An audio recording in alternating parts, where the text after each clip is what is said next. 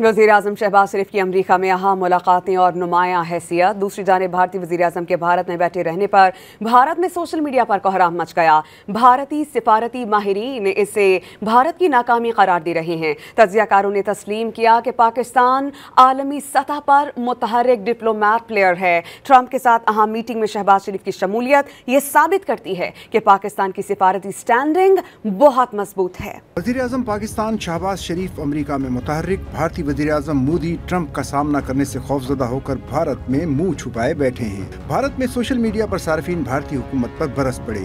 शहबाज शरीफ की अमरीकी सदर ट्रंप से मुलाकात सोशल मीडिया पर ट्रेंड करने लगी। भारतीय तज्ज़ियाकार अशोक सवेन ने एक्स पर अपने बयान में कहा कि शहबाज शरीफ अक़वाम मुत्तहिदा के इजलास में शरीक हैं।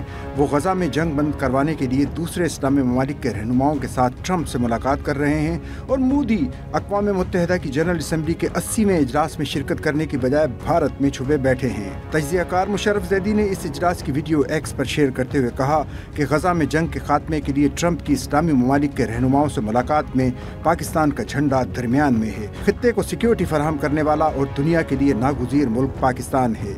अक़वाम मुत्तहिदा और अमरीका में पाकिस्तान की साबिक सफ़ीर और तज्ज़ियाकार डॉक्टर मलिहा लोधी ने वाज़ेह किया कि पाकिस्तान मशरिक़ वुस्ता में असर व रसूख रखता है और हाल ही में पाकिस्तान का सऊदी अरब के साथ दिफाई मुआहदा हुआ है। यही वजह है कि गजा पर होने वाले इजलास में पाकिस्तान भी मौजूद था। पाकिस्तान आलमी सतह पर मुतहर्रिक डिप्लोमेटिक प्लेयर है, तो इस तरह की मीटिंग में पाकिस्तान की शमूलियत से ज़ाहिर होता है कि पाकिस्तान की सफारती स्टैंडिंग बहुत मजबूत है।